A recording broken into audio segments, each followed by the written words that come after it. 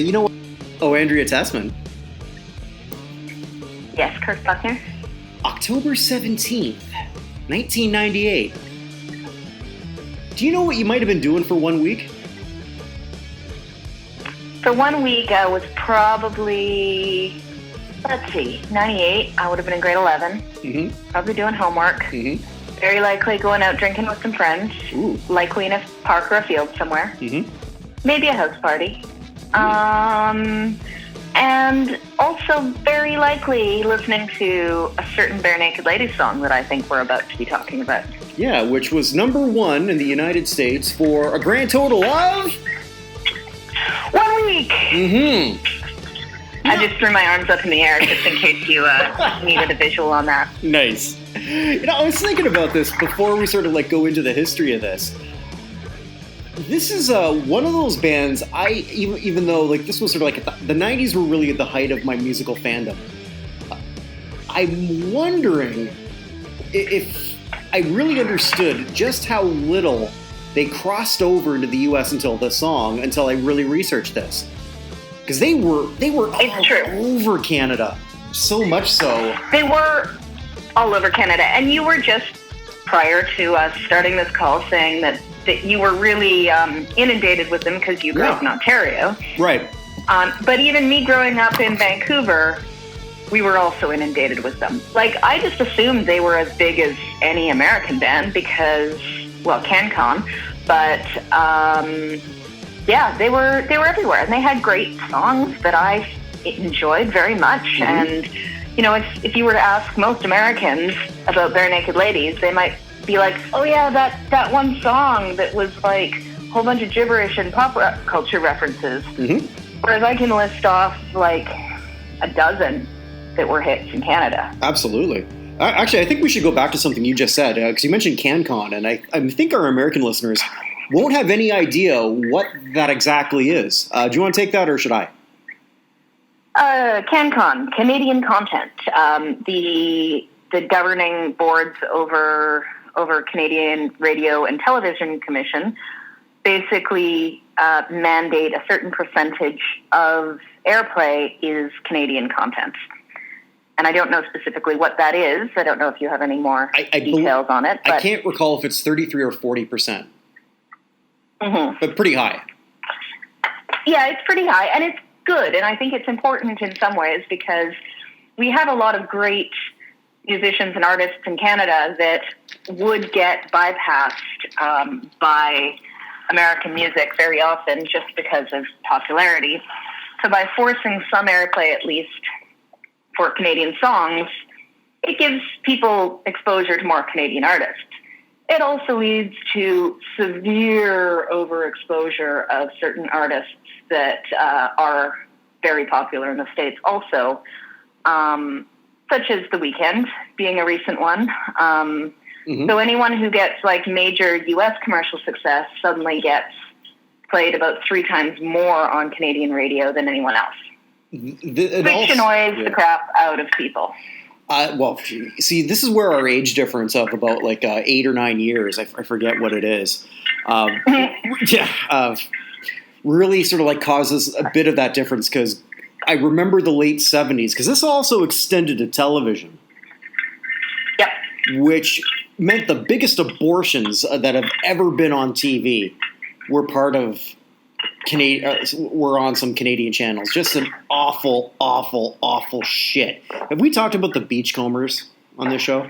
I was going to say, don't start talking trash about the Beachcombers. I'm talking trash about the Beachcombers. And I have on the other show that I do with Evan Nolan. That's the Hall of Fame show, which you can hear every week where we talk about things for the Hall of Fame. Like my plug? I did. Thank you. Well played. Yeah.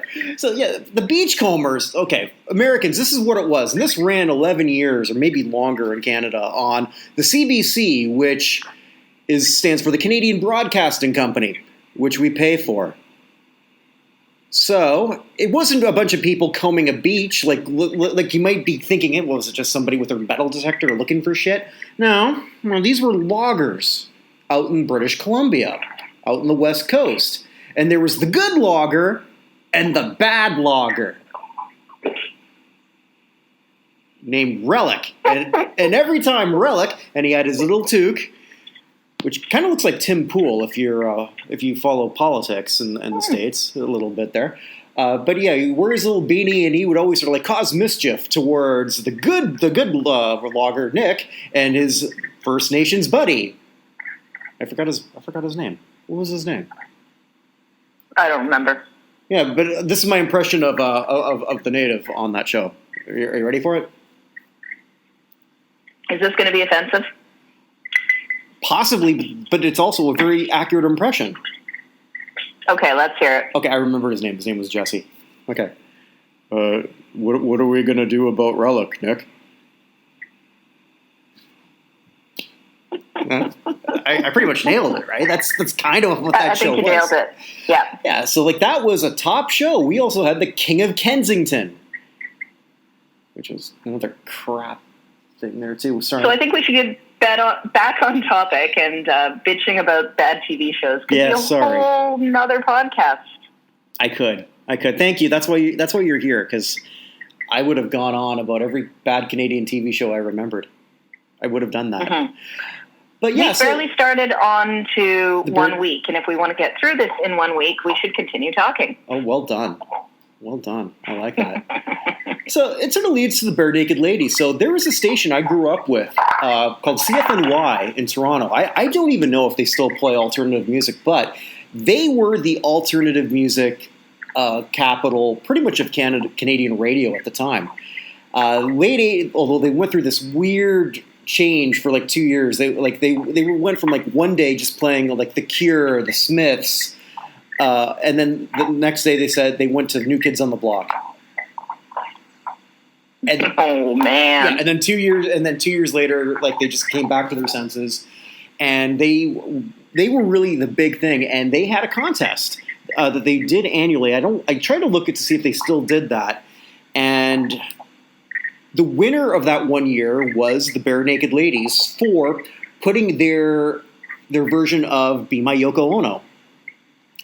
And I think there's a lot of Americans who might be listening who think like, "What the hell is that?" Like that was. I mean, to touch on what Andrea was talking about, like this would lead them to their first album, which I believe went #1 in Canada, and it's an alternative gem, I think, in Canadian music history. Wouldn't you agree? Oh, it was. And do you remember also the Speaker's Corner, where they all crammed into the little Speaker's Corner booth? Oh, that's right. Yeah, they did that. And they did Be My Yoko Ono on that too, and it got huge. It was hugely popular. Yeah, they never took mine. I tried something there. You tried Speaker's Corner? I never found the Speaker's Corner. Yeah, I would have ranted about something. For those who don't know what Speaker's Corner is, our Canadian version of MTV put little video booths on street corners around Canada for people to just go in and rant and rave about things. It was sometimes amusing and often dull, and sometimes you'd get weird things like a band would all cram themselves in and sing a song. I sang. That's what I did. I sang, "I've got a lovely bunch of coconuts." Nice. So anyways, I think that in this case, radio and media was quite responsible for getting their names out there. Right. But you know what? That could also be for other bands we just don't know because they're not Canadian and we are. Well, yeah, and like for this specific one, and I guess it's sort of big for me only because I remember this coming up. I was listening to CFNY all the time, and it's kind of funny. Like right before we went on, like this was a very overexposed band to me. Like at one point, like in '92, I was already sick of this group. Like just put out something new already, and then they did, and eventually we get here to the song that finally broke them through. It took a while to get through this to the United States. This was, I believe, their 4th album where it came. Mm-hmm. Also used, I think, in the American Pie soundtrack, and. It did end up getting used in quite a few. It's been used in a bunch of TV and movie soundtracks and referenced in a lot of things. At one, oh no, the other one that had some commercial success in the States before this was If I Had $1 Million.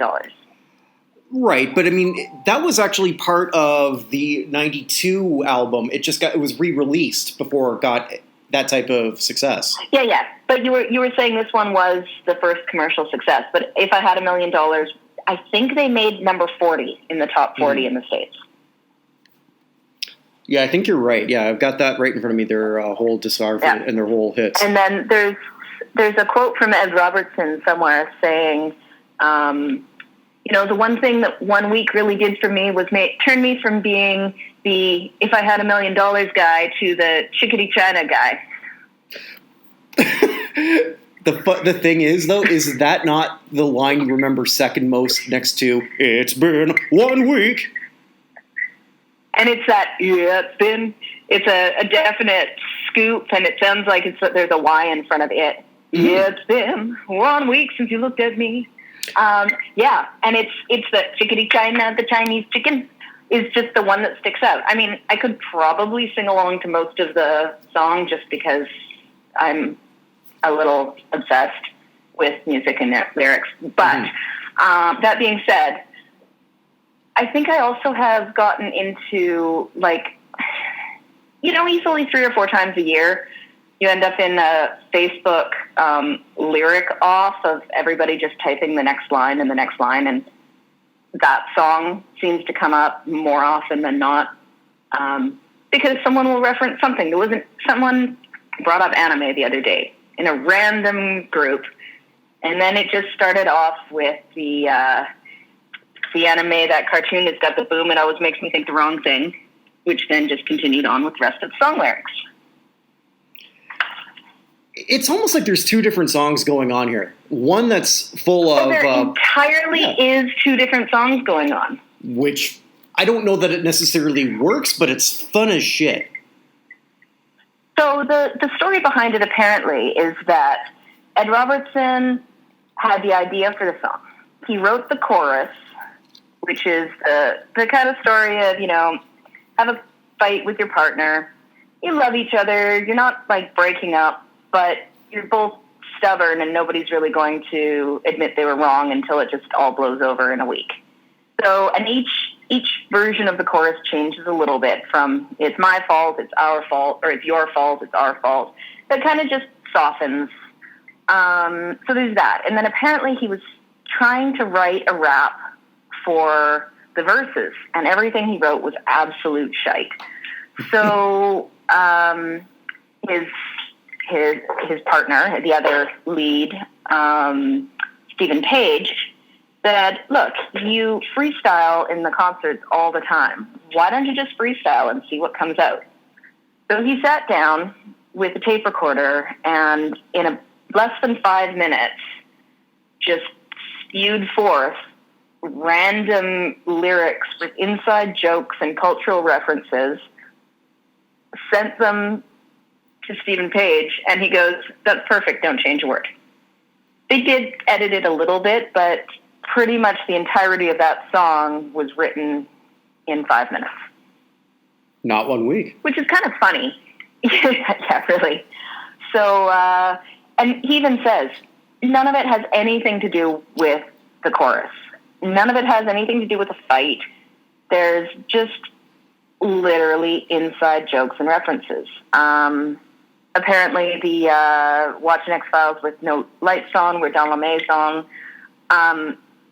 they were obsessed with the X-Files, and it was before people really, it was before the days of DVR and stuff, so they were apparently gifted from the studio a box of every VHS X-Files ever recorded. And that was what they did after shows, was they sat in the tour van and watched X-Files. And then they sang, I don't know where the Don LeMay song came from, but they would sing that to the tune of the X-Files theme song. I'm not quite sure, but I'm guessing it's something like, Don't Love Me So. But I don't know. There's even the Canadian reference to, I summon fish to the dish, although I like the Chalet Swiss. Again, a French reference, because it's Swiss Chalet Suisse in Canada because everything has both English and French names. Yeah, which is one of our rare. I don't want to call it fast food, but it's basically a rotisserie chicken restaurant chain in Canada that I don't believe went anywhere other than Canada. No, but it's so popular, and it's rotisserie chicken and almost nothing else. And then there's that Swiss Chalet sauce that's like a salty, thick gravy. I'm sure there's no actual meat product in it, and it's just artificial flavoring and cornstarch, but people are obsessed with it. Myself included. I miss it. I miss that here in Barbados. I miss that a lot. But yeah, they sell rotisserie chicken, which brings to the famous line. You have a drumstick and your brain stops ticking? Yes. Well, before that, chickadee China, the Chinese chicken. But again, it's just nonsense. Yeah. None of this makes any sense. So the chickadee China, the Chinese chicken is actually a throwback to a Busta Rhymes lyric. Okay. That he says, chickadee China, the chocolate chicken, or something like that. So he's throwing a reference at Busta Rhymes, and then it was 98, which was when people were dying of avian flu, which is where you have a drumstick and your brain stops ticking, as in you're going to die of avian flu. Now, keep in mind, in today's climate, this would be considered racist. Probably. Maybe? I don't know. I don't think if you said that about a bat in Canada right now, about a Chinese bat, and your brain stops ticking, that would definitely be racist. That might, yes. I think, well, Jesus. Let's put that in COVID terms and rephrase it slightly, and it is racist.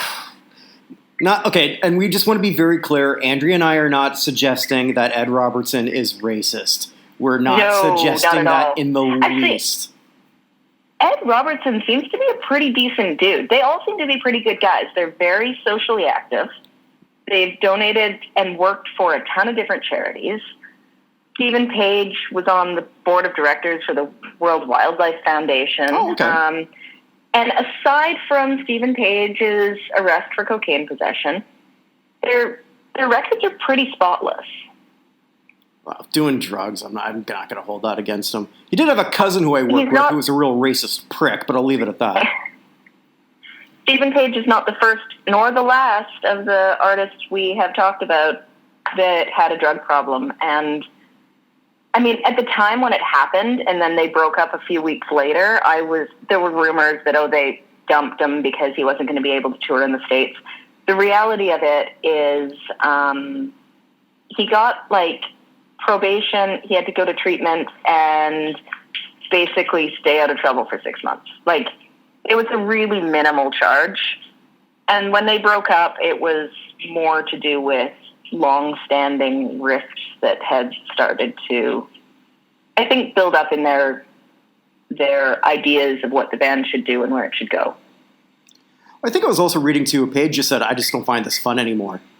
And if a job becomes a job and you've got enough money where you can just say, you know what, I'm going to try my own thing, do it.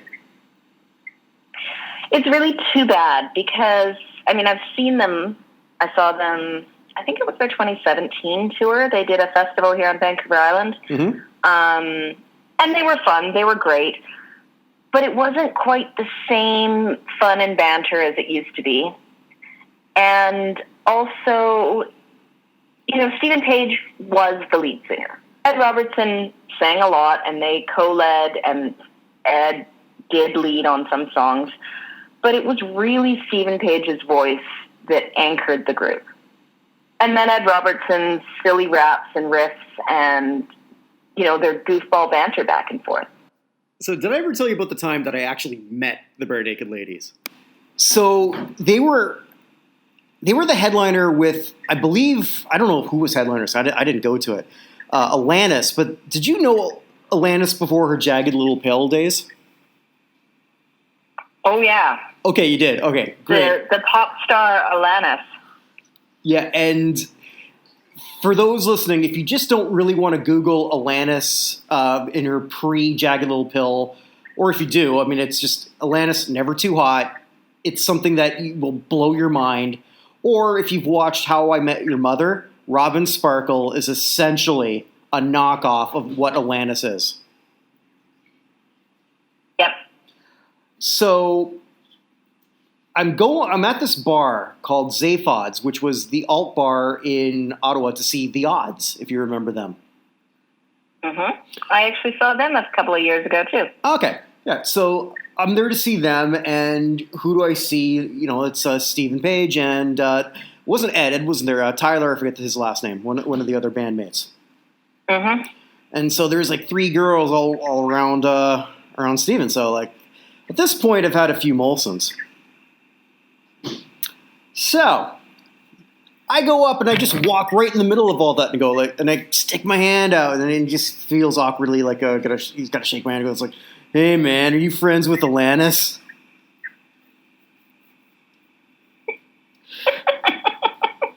And then he looks at me like, he looks at me like I just sort of like blew a wet fart, and which might have been better than what I actually did. And I just walk away. It's like I thought I was the coolest guy in the world. I wasn't, but I thought it was funny. So, Stephen, if you're listening, that was me. That's my brush with the Barenaked Ladies. I think I was thrown out about an hour later. Yeah, I probably sounds like it. Yes, and they went and I did see the end of it because they Stephen and Tyler went up on the stage, and they sort of like did a play on words because they said, "Hey, and Steve Tyler's here," and they closed off with The Odds and those two singing "Sweet Emotion." I remember that. And then I remember being in the snow face first and something. In between and what happened after, I don't quite recall. Yeah. Yep. But you sent to me before, and I had no idea about this, a fan theory that this is one of the darkest, and if it's true, which it doesn't seem like it is, but it's very well crafted. In an interview I read with Ed Robertson, they actually asked him if he knew about this. Okay. And he said yes, and it's hilarious. Okay. So he is very adamant that it's not true, and I'm pretty positive it's not true, but it is hilarious. All right, so tell everyone about that. So there's a Reddit fan theory that the song is basically about a guy who's got anger issues and got in a fight with his girlfriend and killed her with a golf club. And it goes on to detail in explicit, like, analysis how all this works. And it has to do something with, at 7 days ago, we had an argument, and then another argument at 5 days where there's the golf club, I'm going to find some new clubs, the kind with tiny nubs, so I'm not always flying off the backswing, as in, like, he flies off the handle. There's references to, basically, so then all of the gibberish rapping is just that he's going mad. He's not eating, he's not drinking, he's just going insane and referencing maybe movies that are on TV, books on shelves. And as the chorus changes, it goes from, "Oh, it's my fault," and he's freaking out, to, "Oh, it's your fault, so it's not so bad because that's rational," and then to, like, "Oh, it'll be okay in a couple of days." Like, we'll so it's like, what else is there? I have a history of taking off my shirt. His shirt's covered in blood. So, he'll tell the police that my shirt's missing because I always lose my shirt. It's just something I do. And then also they were saying that, I have a tendency to wear my mind on my sleeve. So, you express your emotions, but then I have when you take off your shirt, but you wear your heart on your sleeve, you're really, it means you're just losing your grip on you're getting angry and upset. So it's very well crafted. You probably picked up other points from it that I've missed. Well, yeah, they're even in the gibberish. Because there's some reference to a golf club, so that's how he killed him. Or killed her. Yeah. That's the. I'm gonna buy myself a new set of clubs that's gonna be the kind with tiny nubs. Yeah, to prevent them always flying off the backswing. Which the reality is, he's probably been golfing a few times, and his irons keep breaking when he's. I've seen that happen. But yes, they're saying that that's referencing killing. Oh yeah, he needs a new golf club because he has to get rid of the one that he used to kill her. It's a very well crafted argument, right? And the watching X-Files with no lights on, it's like, okay, well, they're in the dark, so people can't see in the window what's happening. Someone spent way too much time thinking of this. And it's really disturbing, but it is very, very well done and quite funny if you actually piece it together. Right up there with the Smurfs are communist theory. They are. I believe it. Well, they have to be. Aren't they? They all dress the same. They don't worry about capitalism. The laziest piece of shit gets the same size house as the guy who does all the work. Mm-hmm. And they're led by a guy in red with the beard, Lenin.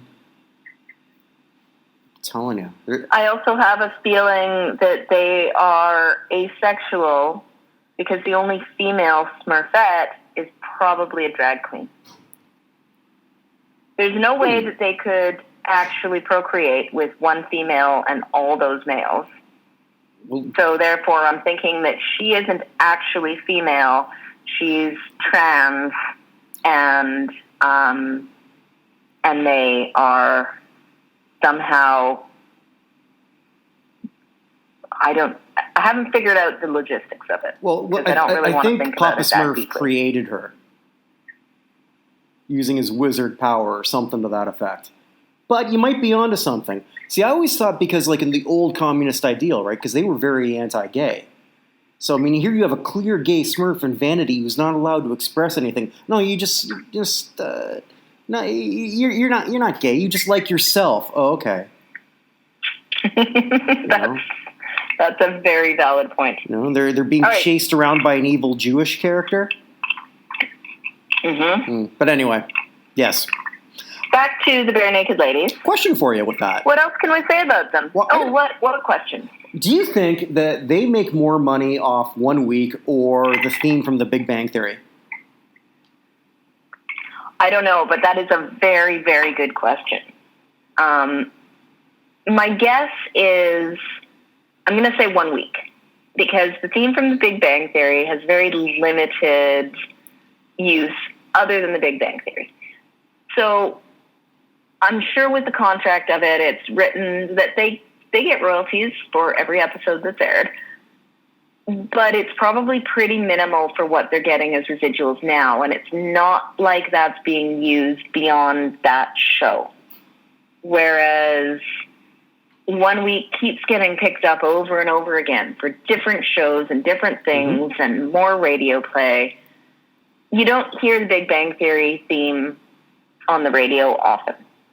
I think, if ever. Yeah, I think, well, I don't think I've ever heard it, but of course I'm not going to hear it down here either. I think also, too, with this... I have heard it. Go ahead. I have heard it before, but I don't know if it was radio play, and I've heard them perform it live. Okay. In its entirety, because there's about 4 or 5 verses to it. Oh, I didn't even know that. Did they write that for the show, or...?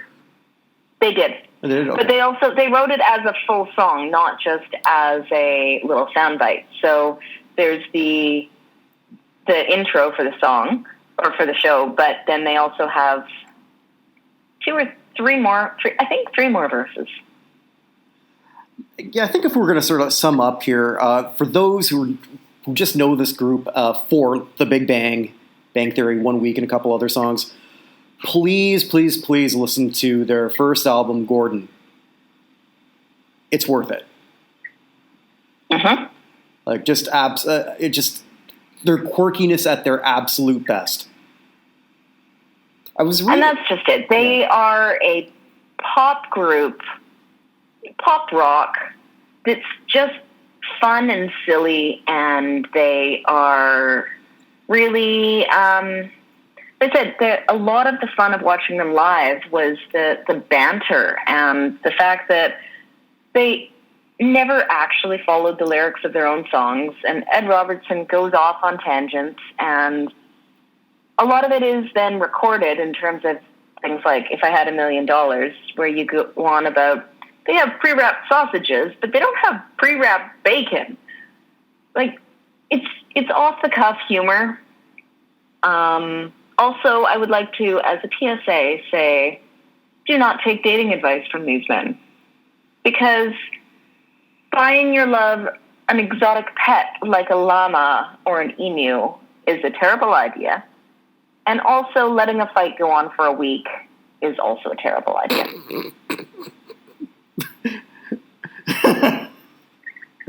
Nice. I got nothing. I'm going to give you let's just leave you with the last word on that one before I tell you where we're going next week.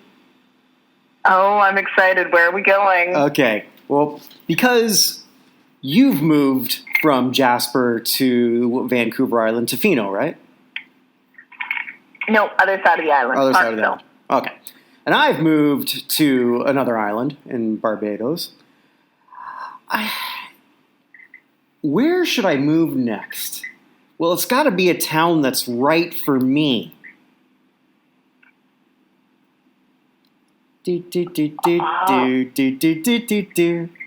Gotta make a move to a town that's right for me. Are we going to Funky Town? We are going to Funky Town. Awesome. Yes. I've read up on some of this. And the story behind it, it's not that much of a story, but the wizard behind, I'll just leave that as a surprise for you. Okay. I look forward to the move to Funky Town next week. Yeah, it's it'll be a fun place. Love it. Nice. I like it. All right, stay safe, Andrea. Stay safe, everyone. Good night, Kirk.